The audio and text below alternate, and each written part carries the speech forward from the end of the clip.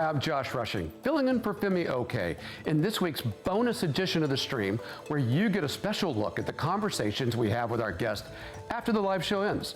Coming up, we'll take you behind the scenes to hear extras from this week's conversation about Brazilian politics and the Amazonian environmental crisis, as well as an Instagram Live with one of the founders of the Women's March in the U.S. But first, let's go to El Salvador.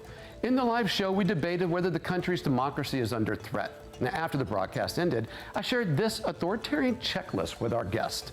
Some of the indicators of authoritarianism include muzzling the media, eliminating political rivals, expanding domestic surveillance, and keeping the country in a perpetual state of war or revolution. And I wanted to know, how many of these does El Salvador check off? But my guest Paul Steiner took issue with the list itself. Here's what he had to say. But whose recipe is that? This is from something, it's a post-World War II. I can actually pull up the site. It's called Post-World War II Germany. But it's been accepted as kind of a general checklist for authoritarian, building authoritarian governments. You can't set a set of rules like that and assume that everybody starts from the same position. When you start from... But is it true or not that Bukele checks most of these points? Is it true or not that Bukele checks most of these? The position, you can't say it's a quick yes or no question. Does Bukele check most of these points? He does, right? He does. No, this is a style of government. It depends on the starting point. Look, you better than anybody else as a lawyer know, having worked for both a right-wing lawyer and a left-wing government, you more than anybody should be able to know that the judiciary is a real mess. I let go of his personal. We have 650 judges, of which... Jose, wait, let's let Paul finish and then I'll give you the mic, okay? Paul, say your bit and then we're going to go to Jose. We have over 650 judges that have failed the judiciary exam at least once, and 10% of them have failed it every time they've taken it. We have a section in charge of supervising the judiciary, and they don't. They've been shut down for years. Even the section that's in charge of monitoring the lawyers has been shut down for years. And the whole thing about it is that the magistrates of the Supreme Court have been elected by political parties to suit their financial providers, who are the people that they control. So nobody can argue that. Well, Paul, let's see if what you just said is true. Can anyone argue that? Jose, would you argue with that? Well, I think Paul is acknowledging that it is the government who is sacking the judges through the legislature, of course. But I think this is an important recognition and acknowledgement that it is the government that is sacking a third of all judges. But he's justifying it by saying that they're failing this judiciary test, that the judiciary's been a mess for years. No, and this is an issue we've taken to several forums and also media outlets, because we are very worried about judicial independence, in particular because this law, which basically sacks any judge that is over 60 years of age or 30 years of service, or has 30 years of service, has absolutely no rationale related to corruption, which is the stated policy purpose of the government. So, Paul, wait. We listen to you. Let's listen to Jose here. Yeah. No, Paul was trying to argue that this is all done in the benefit of cleaning up the judiciary, right? But you have to remember that this move is preceded first by the sacking of the Constitutional Court in El Salvador.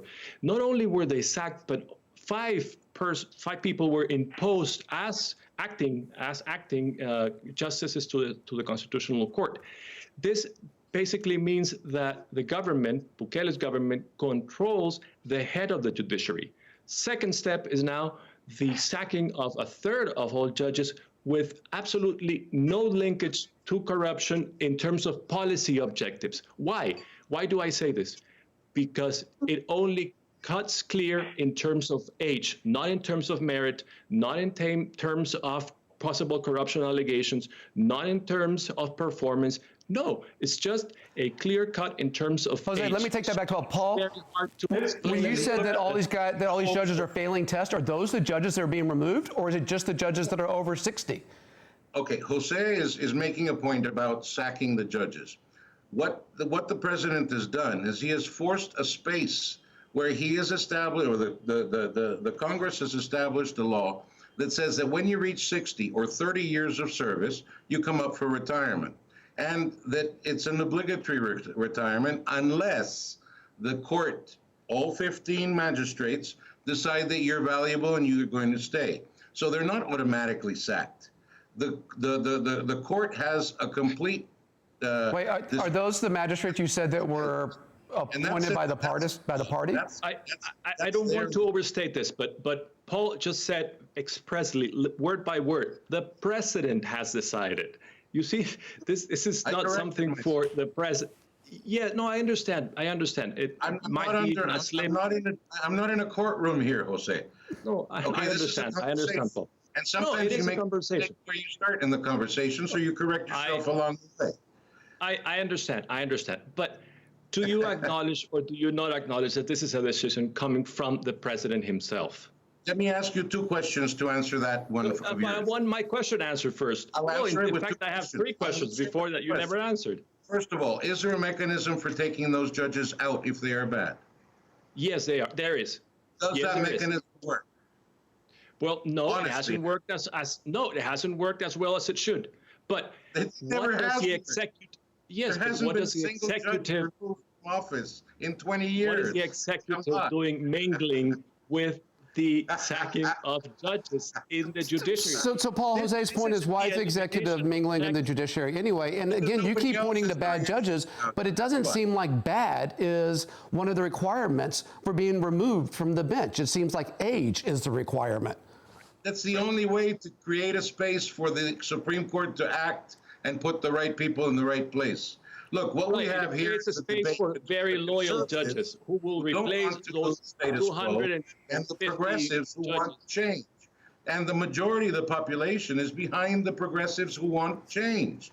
The problem is that once you've lost political power and you're starting to lose economic power, then you've got very little to lose. I'm sure the dinosaurs also screamed really, really loud when the meteorite came.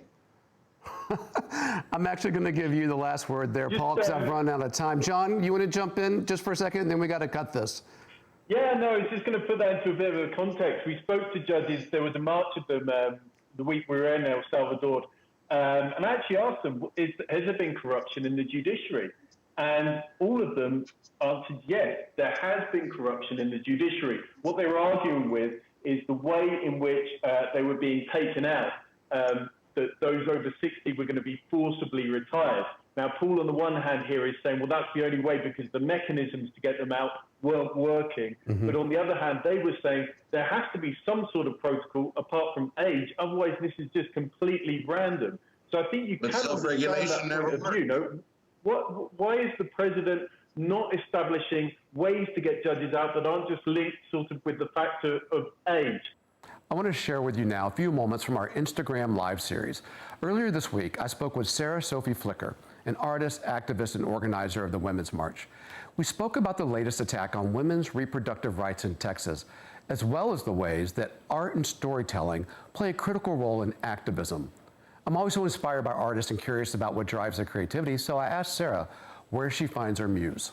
For me, it's always been really about like things that I want to change in the world, or things that seem patently unfair and horrible. And, you know, I do feel like we often discount culture and its power. And I think a lot of times policy is downstream from culture. And so, you know, it's like, the Women's March, for example, is complicated and there are issues with it, and I have as many issues as anyone else.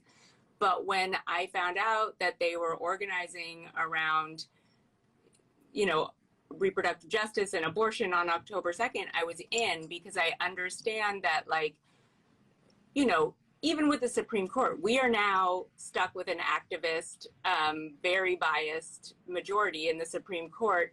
And if millions and millions and millions of people are out marching on October 2nd and saying, like, this is not going to fly with us, they hear that, you know, and that affects the decisions that they can and can't get away with, or what they perceive they can and can't get away with.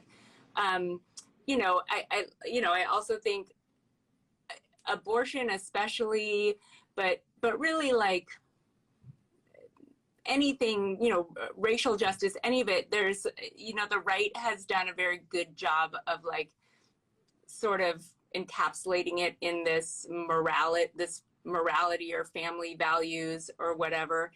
And I think that with stuff like this, like they don't get to own that stuff.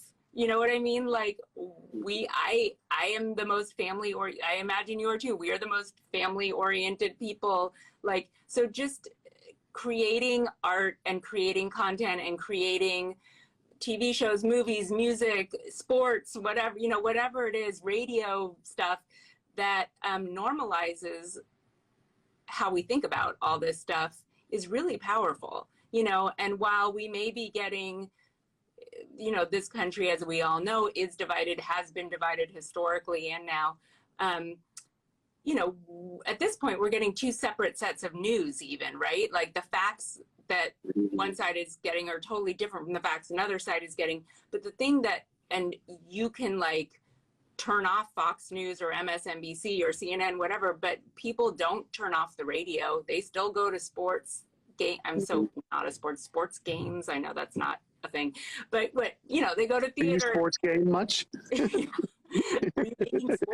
But all of the things that like we look at and hear and smell and touch and see every day, like that influences how we think about politics and each other and each other's humanity. And I think it's really hard to hate someone whose story, so I'm just really a fan of like storytelling and using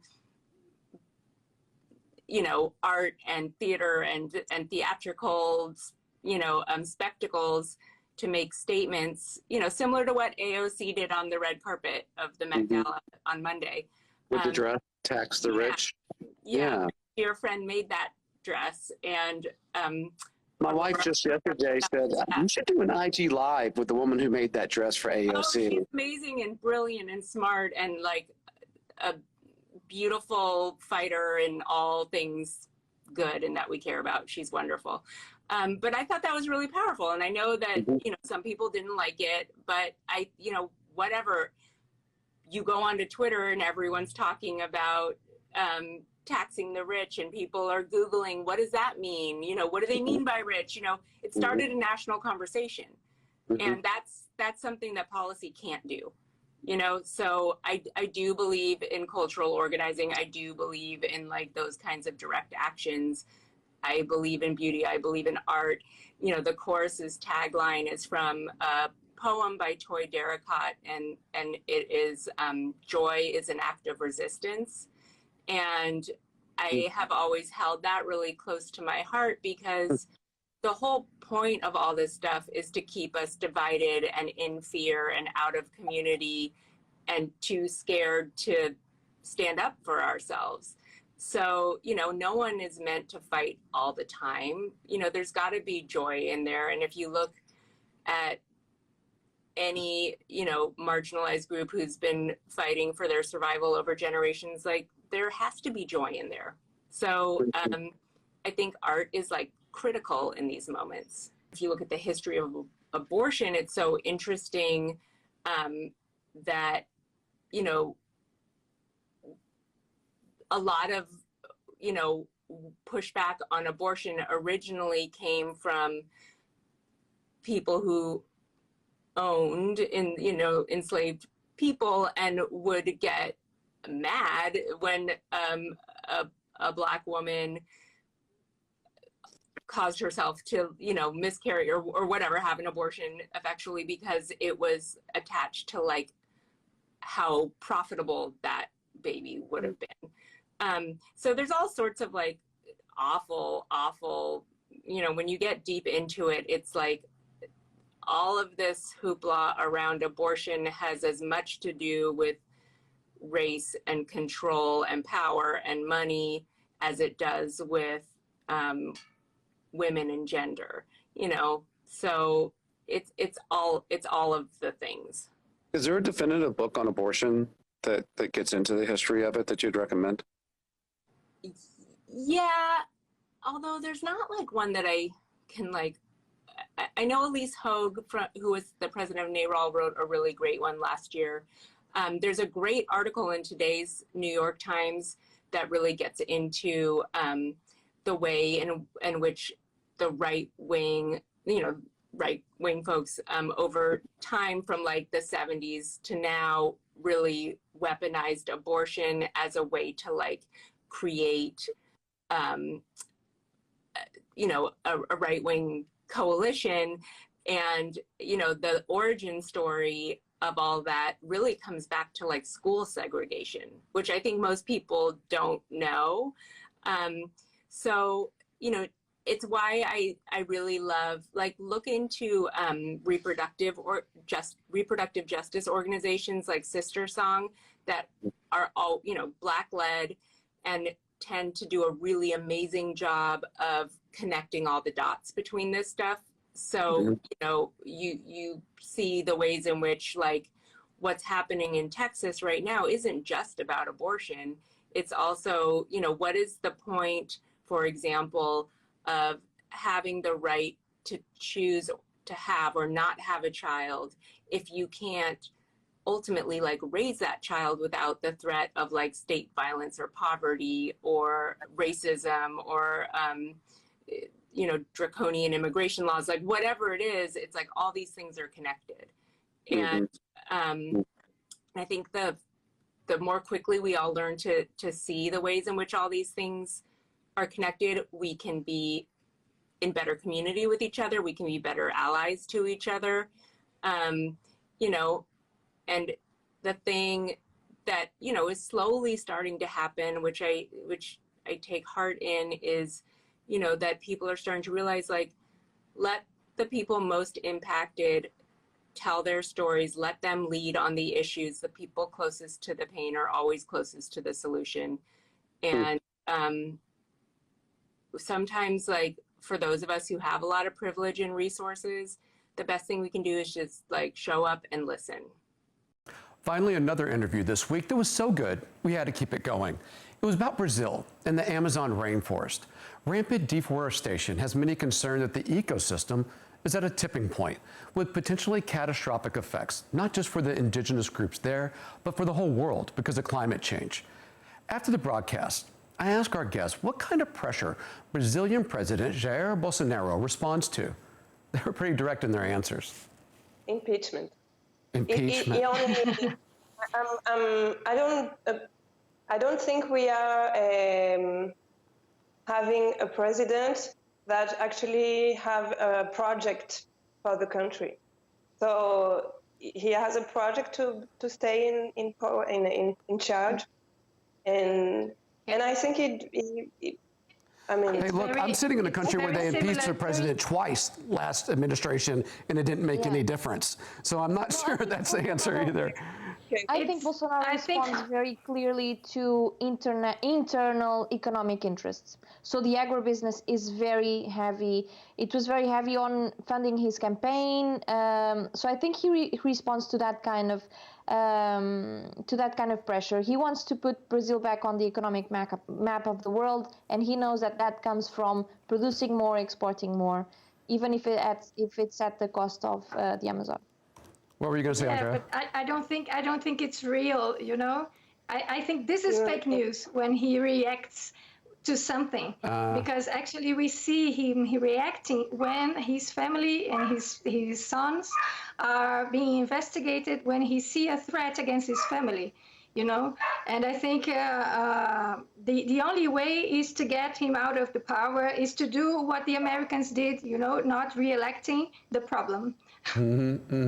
Well, is it all on Bolsonaro, though? Was Lula any better? Has Brasilia been any better under other administrations? I guess there is a difference between Bolsonaro and any other governor, president that took place in Brazil, which is having a project of destroying these institutions. He has an anti-democratic plan, a strategy, So you can disagree with Lula, with Fernando Henrique, with many other presidents Brazil had. but all of them had a project, had a plan to develop the country, to develop the economy. And Bolsonaro, we can see that in Bolsonaro. He wants to destroy what exists. And it's very clear. If you look at last year, we had a document was published from the internal auditing from Brazil, from the own government, trying to assess the implementation of the environmental policy. And the own people from the government said, well, we cannot assess the implementation of the environmental policy because there was no strategical planning. There was no planning at all in the environmental ministry. So there is a clear speech against forest, against indigenous people, against legality at some point, saying that we need to change the law and everything. But there is nothing done for enforcement, or much less than before. And just to give an example, he's ruling against the Constitution in many ways, in health, in education, in environment, in cultural policies, in all the policies that you may imagine. Where's the Supreme Court on this then? Yes, there are many processes going on, but some Brazilian papers have published. I guess international media has been following this for many years. The number of crimes against the Constitution, that we say crimes of responsibility in Brazil, and there are no excuse for not suing him. So it's like Alicia was saying in the beginning of the show. It's a matter of political will. And when is his administration up for re-election? Bolsonaro's administration? Yeah, when are they up for re-election? Next year, 2022. Next year. And how's he doing in the polls there? Not bad, not good. All right. Not good. His rejection levels are higher than ever. But he's doing a policy of distributing a budget that should go to health care, to education, and to social assistance, to parliamentaries. Like, he's keeping himself in power by doing the political movement that was able to sustain him for more than 30 years. And you're dealing with fake news and misinformation there on this issue also, right? So I think it's important to also stress that Brazilian democracy is very new. So we have 30 years of democracies, and it's important to understand that, but because we are now in a very different situation in terms of social media and how the information is flowing and fake news are being disseminated. And this is actually having an impact on the debate. Like, I was just in a cab today, and the guy just explained to me that COVID-19 doesn't exist, and that people, the government get paid for that. And it's here in Mato Grosso, it's so common. Yeah. People actually believe that COVID-19 is an invention, that deforestation is also an invention. So that's why we need we as NGOs, all the people that are talking about deforestation, we always need to have very strong data, and we always need to be very sure of the information that we are disseminating. And the fact is that we are kind of losing the narrative with those 25% that still support Bolsonaro. Well, that's our show for today. Thanks for watching, and we'll see you next time.